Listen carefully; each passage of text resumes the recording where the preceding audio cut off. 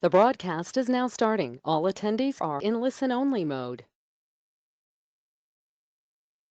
Good afternoon, everyone. My name is Adriana Camarda. I'm the Supervisor of Family Support Programs, Domestic Violence, Division here at DFSS. I want to welcome everybody to the broadcast. Thank you. We know that we scheduled this upcoming webinar relatively shortly on short notice. We will be recording this session today to be able to provide people an opportunity to view it later, or if they missed today's session. We will also be collecting questions and providing written responses and FAQ that we'll send out afterwards as well. I want to take this opportunity to thank two people also who are on the line from DFSS. We have Gail Woods from the Domestic Violence Division, as well as Jordy Vasquez, who has been our fellow up until last month, our data fellow. And I appreciate all of the work that Jordy has done over the past year to help us with reporting quarterly reports and InfoNet. They are both joining me today, so I just wanted to give a little shout out today. And Jordy is actually going to help me present as well. So we have more than half of the attendees, so we're just going to get started into the presentation. Everything that we're going to cover is here today. We're going to provide you an overview of what we wanted to accomplish with this webinar. We'll provide an overview of the 2022 plan targets and outcomes that you'll be reporting on, including some procedural items. And some major changes to the quarterly reports and that you'll find up and coming. And then I'm going to hand it over to Jordy, who will take the pieces of the quarterly templates that you have been accustomed to and reporting your data. He'll go over the major changes to the introduction page, the client demographic page, and then we'll go into each program model changes only. And then the program update spreadsheet, the performance measure evaluation page, the comments and accomplishments page, and then I will take over the presentation and discuss the timeline for the quarterly reports. I will also give you an overview of what DFSS and Jordy as the data fellow and I have been working on in terms of launching into InfoNet. We will also then discuss the surveys that some of you have already reached out to me about the 2022 client evaluation surveys. And then we're going to open it up to question and answer. The question and answers will be typed into the question box. That way we can keep track of everybody's questions. But I do want to say that you don't have to, if we're going over the parts of the quarterly template and you want to ask a question while Jordy is presenting, I will be looking at the question box and we'll try to go over those as we're on that particular page, so that we don't have to wait towards the end and sort of lose your train of thought and you're going with your question. Okay. All right. I just want to cover a little bit of the major changes and what has stayed the same in the quarterly templates. I don't want to frighten anybody. I don't want to scare anybody. They are predominantly the same. We did a little bit of cleanup. They were a little bit from using them from year to year and being passed around via email in 2021. We did have some links that we had to clean and other than that. We also revised the organizational structure. It's in the same order. The tabs will all look the same in the spreadsheet, but we have changed some names and we have done some cleaning to take away any sort of confusion or broken links. The other thing is that we've streamlined it so that it's emphasized to show where exactly you're supposed to enter data. And you'll see that when we give you the screenshots of the new template, you are only need to enter data where you see a yellow highlight, which was a little bit difficult to follow for some people who have, or some agencies and programs that have had staff turnover on how to complete the report. The work plan report has also been updated to reflect some of the changes that you've seen in the scope of works that when you were working on your contract documents. And then the performance measurement evaluation and progress evaluation worksheet has been overhauled, and Jordy will go into like why and what it looks like now, so we don't scare you on that too. And then there's been, like I said, there were some miscellaneous changes just to clean up the reports that have been used year after year. Like I alluded to, the 2022 scope, as you all know who have worked on those scope documents for this year's contract, look a little bit different than the past scopes. And also the numbers and the plan projections that you had to provide in that scope overall may have been tweaked or changed, and we sort of streamlined them. So clearly then, with not providing those planned outputs or outcomes in the scope, did not enable us to fill out your your planned quarterly outputs and outcomes in the first quarter template that we provide you.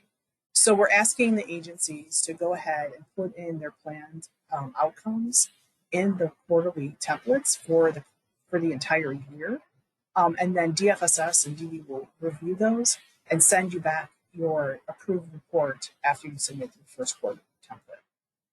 So that being said, the template that we will send out to all of the agencies will have the planned outcomes blank, and you can go ahead, they're highlighted in yellow, you can go ahead and enter those where required. And though you'll get the quarterly template as soon as I email out everybody after the webinar with the slides to this presentation, the recording link, and the FAQ. One thing we would like to request, and this is pretty important for us, because the template we recognize that the template goes to different people in your agency perhaps, and then it gets passed around via email. We would like for you to use a naming convention for the file that is pretty consistent for us, so that when we receive it, we can recognize it and file it, and it's consistent as well. And then I'm feeling quite generous. We know that the templates probably should have already been emailed out to you probably by earlier this month.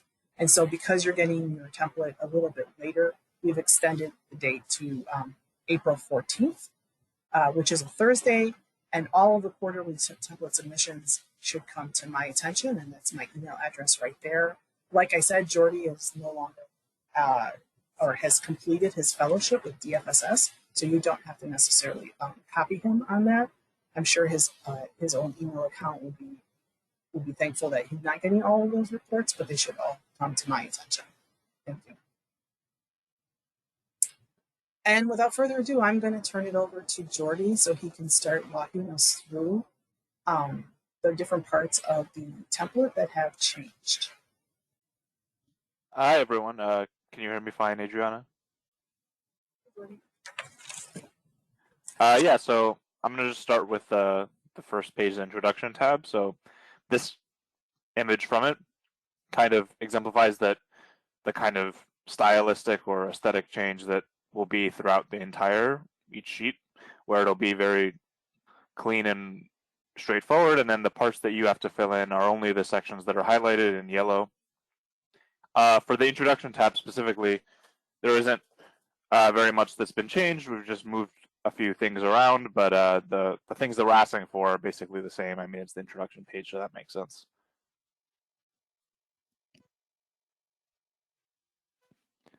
Before I move on, I just want to note that the Friday, April 8th date has been changed to April 14th, so don't use this screenshot for your deadline date.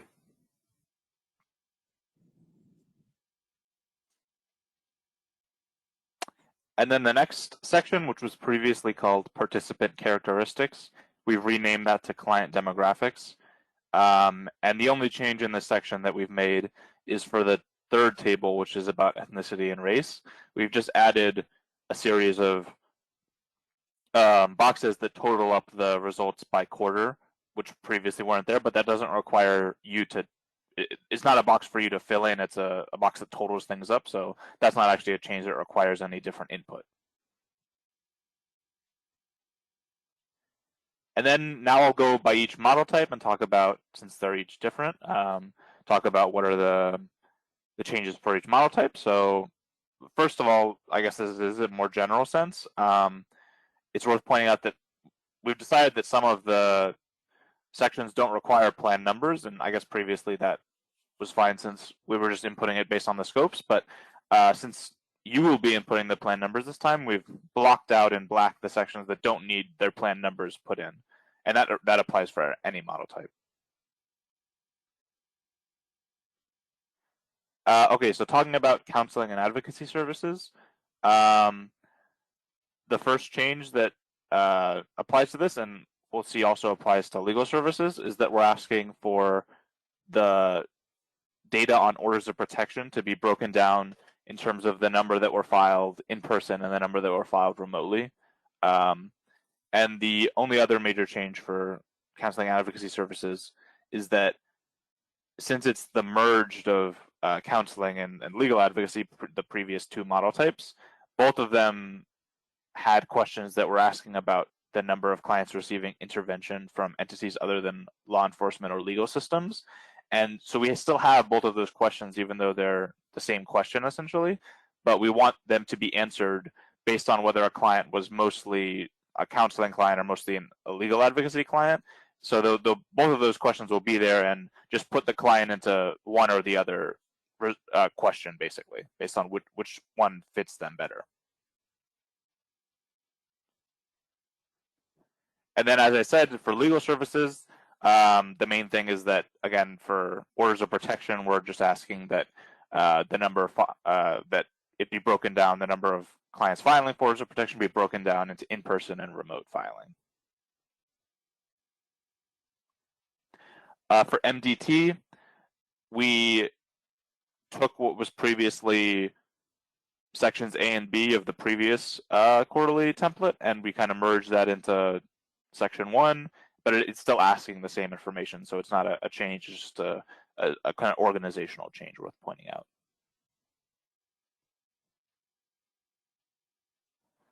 And then for section 2, we're asking for the number, so previously we were asking for the number of elevated risk victims to whom contact is attempted by the agency, both within and after 24 hours of receipt.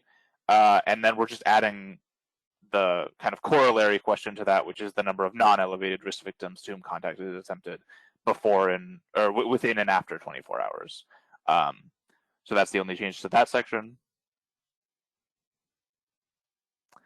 And then kind of the bigger change, I guess, is in section 3, we've added 2 questions that we're trying to get at the kind of unduplicated numbers for certain services or activities. So we're asking the number of victims who received safety planning, review of options, emergency crisis counseling, and other assistance during the call. We're asking the kind of total number of that. And then also we're asking the total number of victims, of the victims who were interviewed, the total number who accept services, either direct services offered by the program or services through referral. So just the total number unduplicated of people getting a direct service or getting a referral to a service. We wanted to have an unduplicated number for that, so we've added that question as well. And then this isn't, again, a change to the content of the questions, but we're clarifying that in the next section, which is asking about services, we're clarifying that we're talking about direct services, because the next section after this is about referral to services. Yeah, and then finally, for that section that's about referral of services, again, we kind of, so previously in the section, what looks here like 1A, 1B, 1C, 1D, those were all being asked about the specific types of referrals. So we've just added a question that asks for the unduplicated number of clients who are being referred to any of those services. We know that people could be referred to multiple of the services, but our point is to get at any client who is referred to any service. And then for resource and information advocacy, we've moved a question that was previously in its own section about the number of victims receiving other services, and we've just moved that into the broader section that was asking about the main services. So it's just been moved, but it hasn't been changed.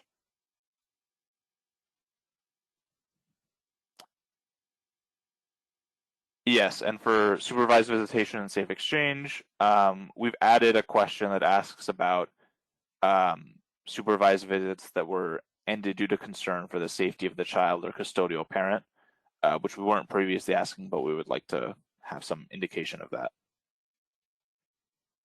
And to clarify, we also break that down by whether those visits were whether those visits that were ended were on-site visits or remote visits.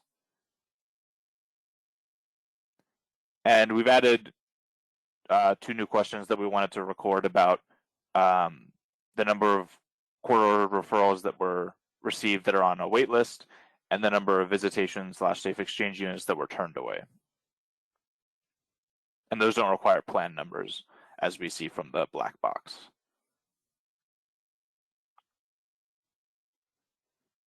And for all of the model types that involve the survey questions, we've broken these down now so that it has the breakdown of the results.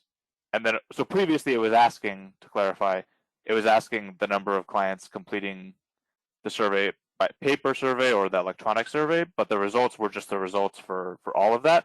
So we've broken the results now down by paper results and electronic results, just so that that's more clear. And it'll still total them up, of course, but just so that it has a bit more in depth there. Going a lot quicker than I thought. We did get one person who raised their hand, and then we do have a question. Just sort of the question. I may not be pronouncing this correctly, but is it Aristia? I have unmuted you. Oh, hi. Yes, you said it pretty good. So I actually have two questions. My first question, when you went over, I mean, I know you're trying to get everything in on time, but I feel like this presentation has been so fast. So I'm hoping you guys send us a PowerPoint presentation or the PowerPoint paper version. Perfect. Thank you. My second question is, unfortunately, we have not been collecting if the OP was in court physically or over Zoom.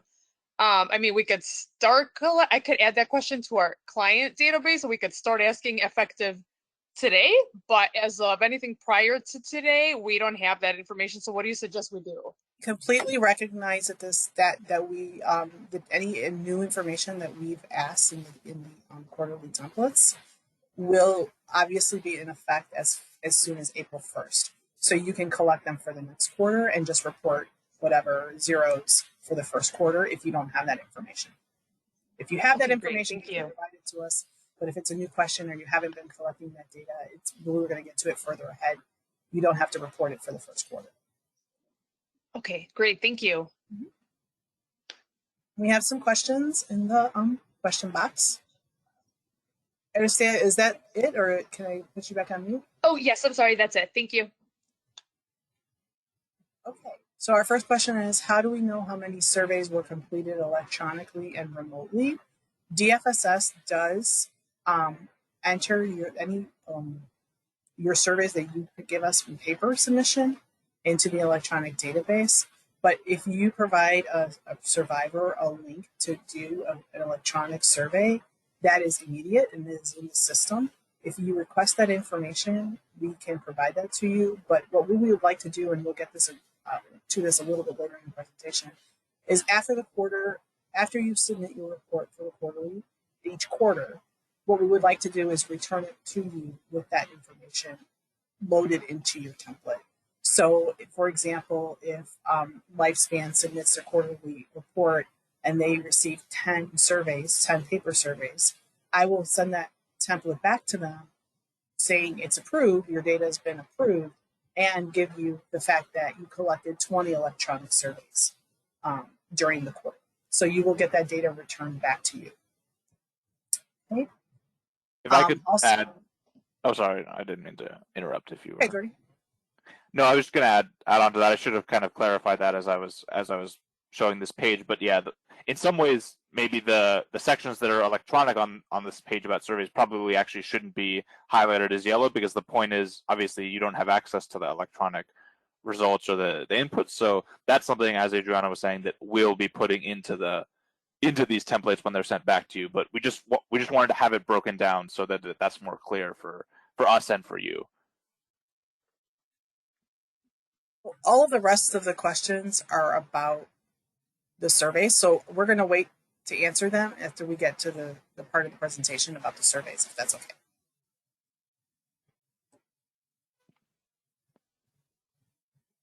All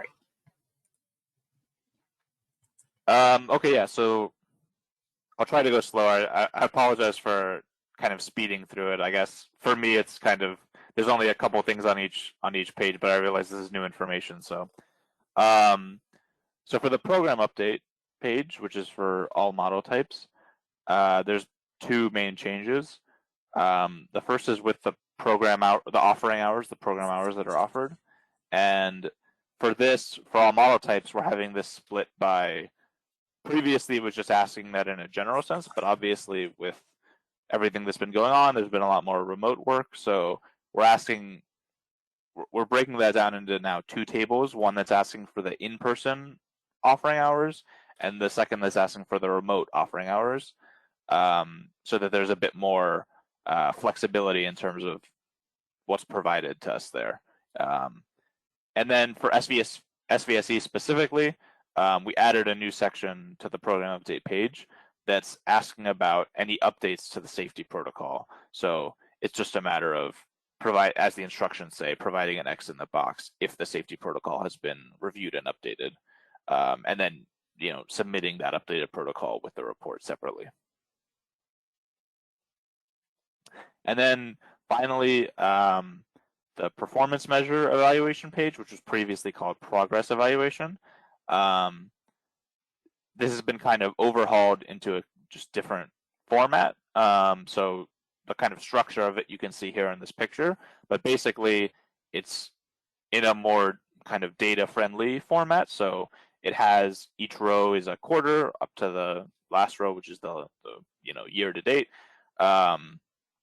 And each of the kind of things that we're tracking, the variables or the performance measures, is a column, and it totals it up for the PMs, for each PM. And this is only the top part of the page, but the full page will have kind of instructions in case any of the definitions are unclear, or it's unclear what any of that means. There'll be a key that explains that. But the point in making this change was just that the previous page was kind of hard to work with when we were going through the process of aggregating the data from all of the different programs. So we felt that this different format is more conducive to bringing in all of that data, and it should also be more conducive if anyone is working with the data on their own in terms of making a table or making a visualization with it. The way it's formatted here should be more conducive to that than the previous way it was formatted. So that's just a kind of visual change. But again, to clarify again, this page doesn't require any input from the person filling out the form. It's just totaling numbers from previous pages, mainly the work plan page. So it's not a change in anything that needs to be input. It's just a change in the output of what it looks like, basically.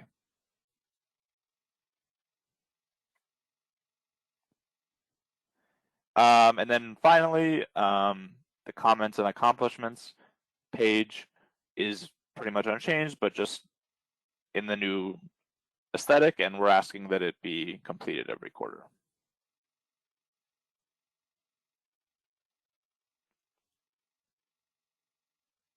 Having said that, the quarterly template does have an introduction page that provides the reporting due dates for each quarter.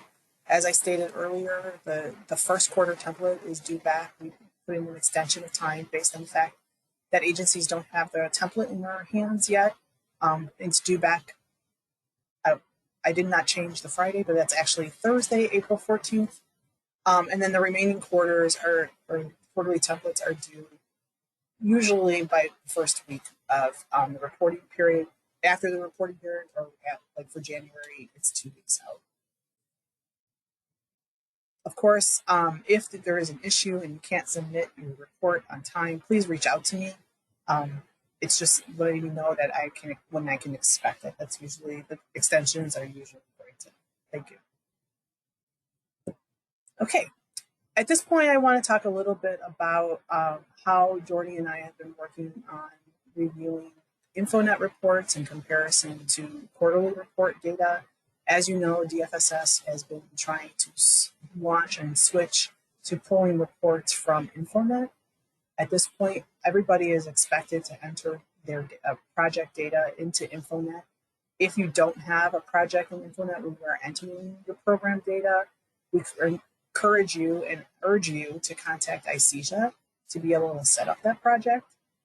This goes especially for the 2 new projects that we funded for this year, as well as some projects that didn't have identified ICESA projects. Then we wanted to, let you know exactly what DFSS sees when it goes into InfoNet. We just wanted to relay your, or deal with your concerns. We can't see individual survivor data at any level. The furthest we can go is your project level data, or our, a particular program. We can aggregate you with, for example, all of the SVSEs, supervised communications, or we can put you as an entire, DFSS funded group. So we just we actually have a screenshot to let you see that we have administrative level and that we cannot go into any particular case at all and see survivor level data. And then again, we just wanted to report that if you don't have a project set up or if you have a problem with InfoNet, there is an InfoNet hotline number or number that you can call at ICESA. And they also have either pre-recorded trainings that you can view for staff or new staff. And they can also, if we have a large enough group, we can request to ICESA to have a live virtual training. So this is our viewpoint into InfoNet, just to give you an idea of what it looks like, even though it's zeroed out.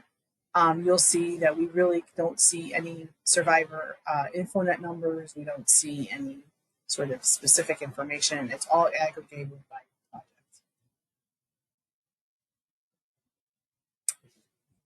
And then some of the things that Jordy has been working on is to compare your InfoNet project data to the quarterly data that you report. In the 3rd quarter of 2021, just to give you an indication, we had 24 programs that were reporting into InfoNet.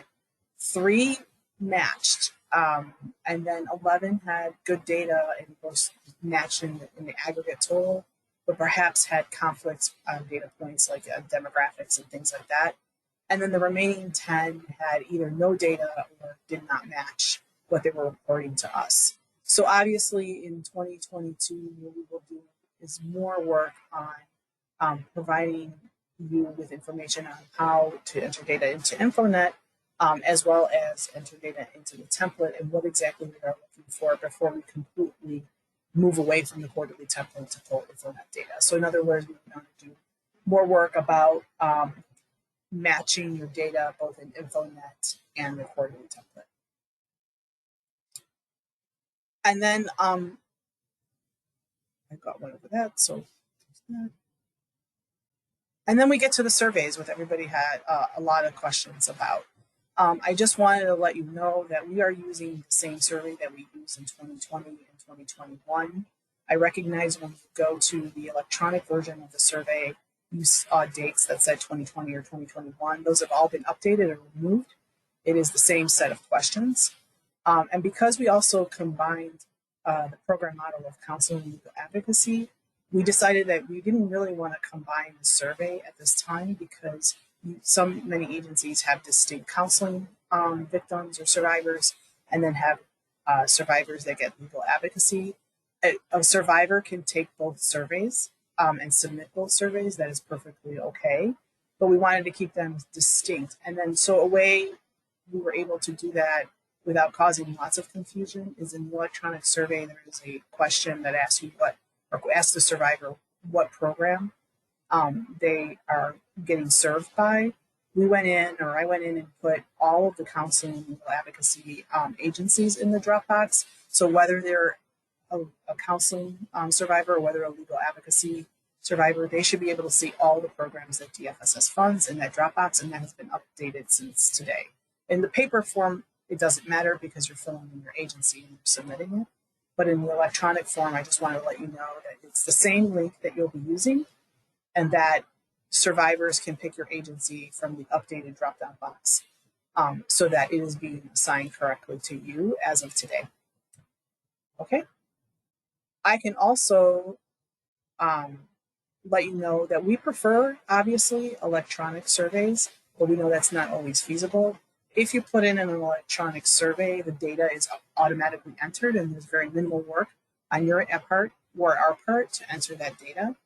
But paper surveys are supposed to be submitted with your quarterly report at the end of the reporting quarter. So if you collected surveys from January 1 through March 1st, the due date to get those surveys into DFSS is the due date of your quarterly report. And then there is, obviously, we need to allot time to enter that data into the system. And the system we're using clearly is SurveyMonkey. So in order for us to keep on top of entering data so that at the end of the year, all of your surveys data is reflected in your final report, we need those to be submitted on a timely basis. That gets to how, the questions about how we can see your electronic survey data. What I'm promising to everybody today is that we will pull that information and provide it to you, not only in your quarterly template. So again, using lifespan as an example, if they receive 20 electronic surveys, we'll let you know that you received 20, that you received 20 electronic surveys. And we will also give you a downloaded Excel report on all of the responses to those 20 when we send back your quarterly report. Okay? And I already covered that the paper submissions are a quarter behind. That's why it's really important for you to submit them as soon as the quarterly template is due so that we can put the data in. And that way you have the most updated data in terms of surveys. Okay. And now we get to the question and answer. So let me pull up the question box. One of the first questions we received was how many electronic surveys do we receive? Again, the answer to that is you will find that out when we return the quarterly template to you on how many surveys we received, and we'll give you all of the responses down into an Excel spreadsheet. Some agencies have already asked for that information, and I can see how it is useful for you to do any sort of client feedback and client programming.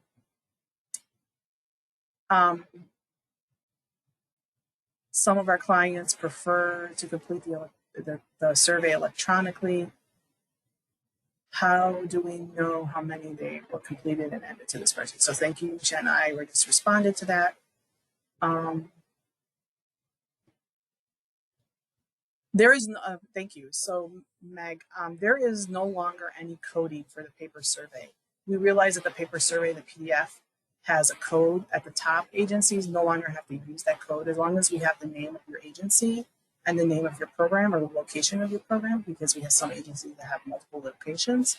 We will assign it correctly to you.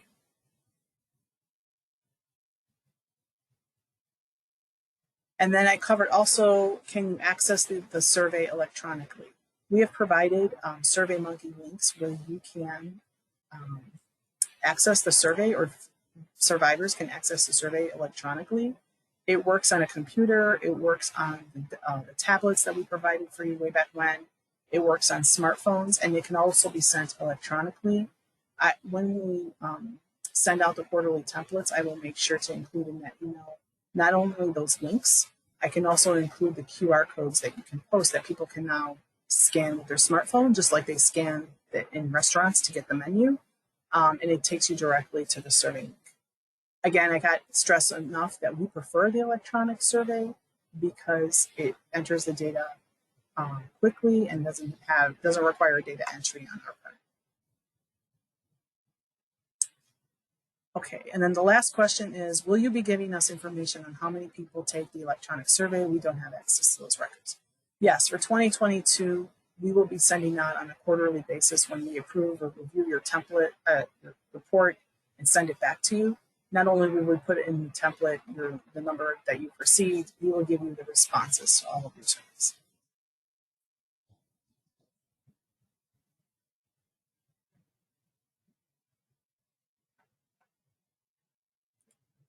Okay. Just reviewing to see.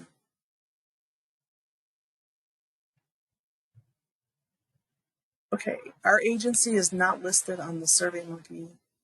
Okay, I just corrected them today, so if there is a survey link that doesn't, or the drop down box doesn't have your agency, please let me know. But I did just update them today. So Stacy, if you could go check the link again and see if it's corrected, that and confirm that for me, that would be great.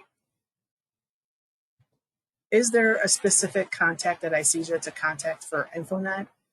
No, we recommend that you call the InfoNet desk line or email them, and I can provide you that information in the email that I send out with the deck and the quarterly templates. Do we continue sending paper surveys to Ms. Jackson, or should we include them in the quarterly report? Unfortunately for me, Cynthia Jackson has retired as of January 2022. So all of the paper surveys that you've sent either should be submitted to me electronically and emailed to me, or you can mail them to me at the address that you see at 1615 West Chicago Avenue if you want to mail paper.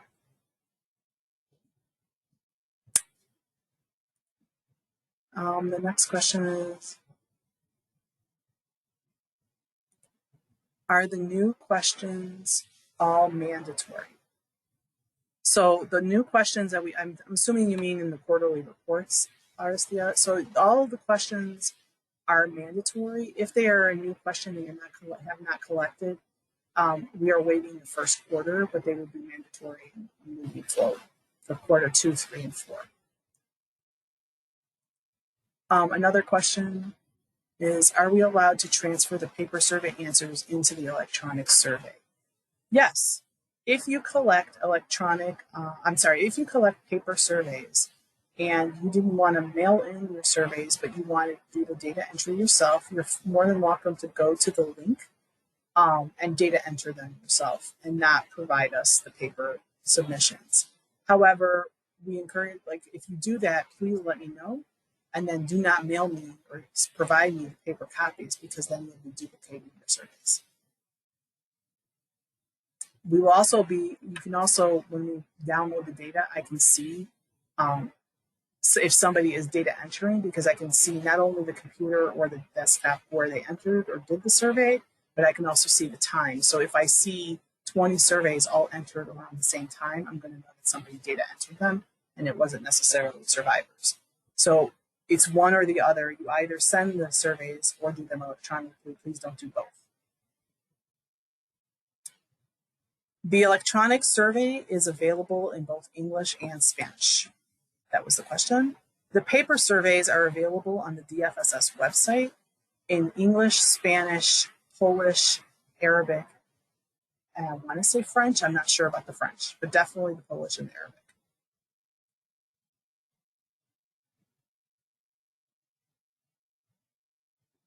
So the next question is, I have not found a comparable database to HMIS. Can I submit a paper report to cover to APR Sage? Okay.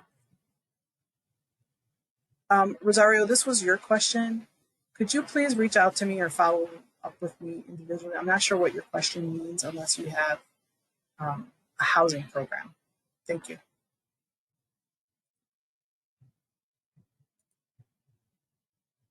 Okay, here's the next question. The survey is in English. Can staff help clients who speak Spanish complete the survey through the link? The bottom of the survey says that staff did not see the results. There is actually a link for taking the survey in Spanish. If you still have to assist the clients, we understand that.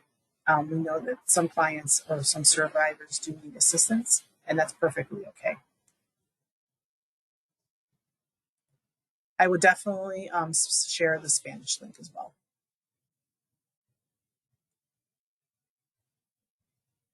Okay, I'm at the bottom of the questions. Did I not address any of the questions that somebody sent, perhaps?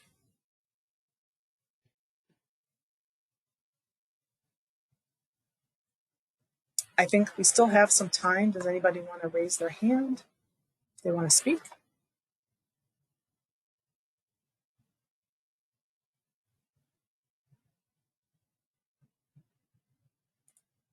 Jennifer, I've unmuted you.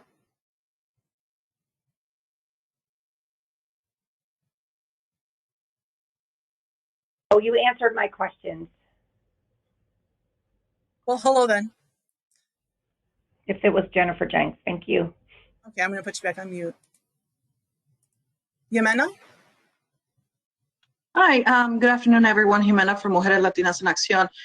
Just a quick observation is that when we are doing our surveys, especially for virtual services, like when we're doing counseling services, and we ask many times our clients do not want to use technology. They don't want to answer surveys through their phones or through their computer, and they are, then we ask the questions. The counselor is asking the questions over the phone, and just I don't think that from what we see is not the best practice, because obviously it puts it puts the client and the staff into a uncomfortable situation, and we wonder if they are, and again, we wonder if they're 100% honest answer, sorry.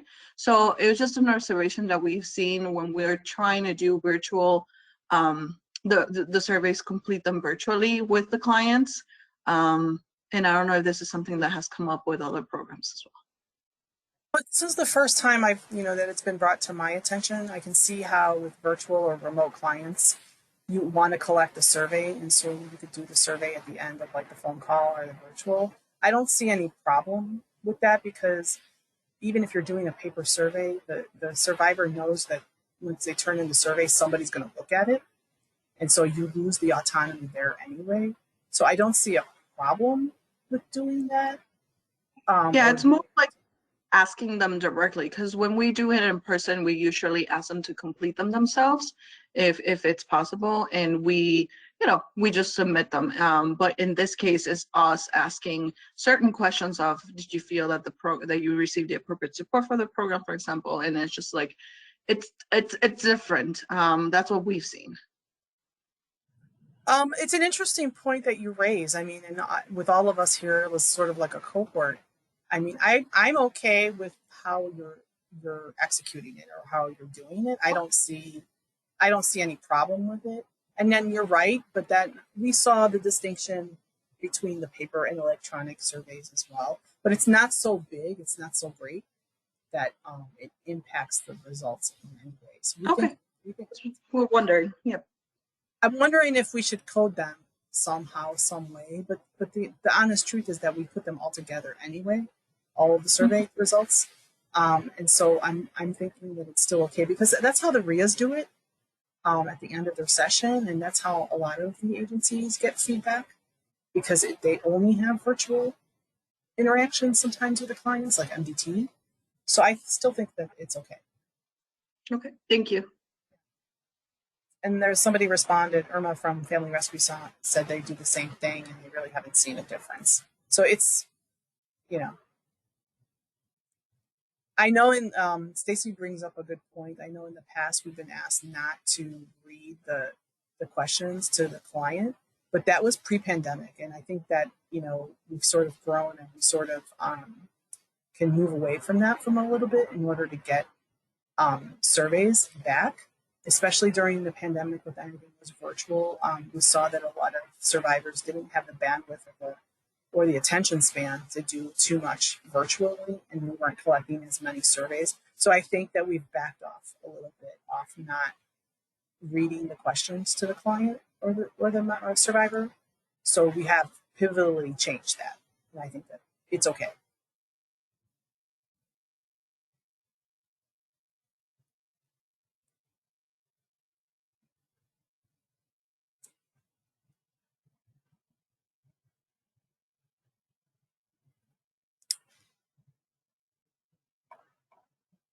I don't see anybody else who's raised their hand.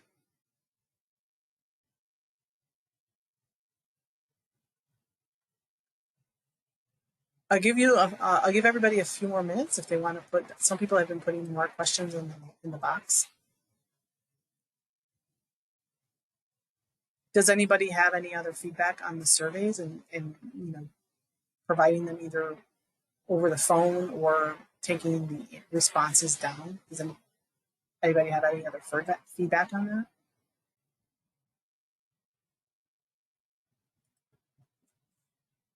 There is another question in the box. Yes, I am confirming that the new report form will be coming not immediately after this webinar, but you will be getting them definitely by Friday this week.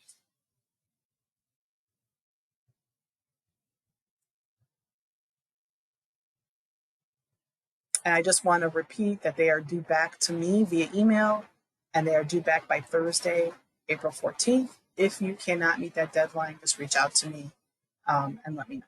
I realize that that's a holiday weekend for some, and agencies are closed or potentially closed on that Friday, so just let me know.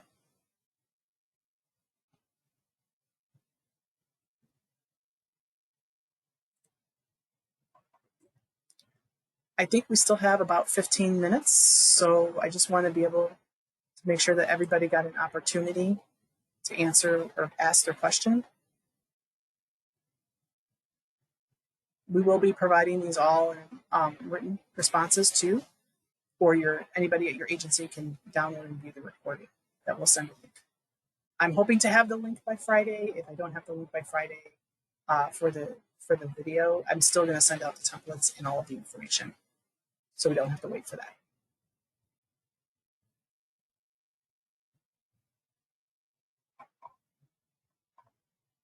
Okay, I don't see any other hands, and I don't see any other questions. I want to thank Jordy for all his work this past year and joining us and presenting to us, even though his fellowship has ended. So I just want to send a shout out and a thank you to him.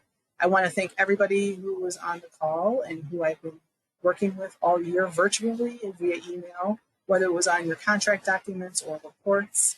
I also want to highlight and thank Gail Woods from the DV division, who is now my only other team member. But I just wanted to also let you know that DFSS and the Division on Domestic Violence is hiring, so we hope to have a larger and more dynamic team to be able to address all of your concerns and work with you guys in the future in 2022, especially on ARP funding. And as you know, the Marriage Gender-Based Violence RFPs that will be being issued, I think, starting this month.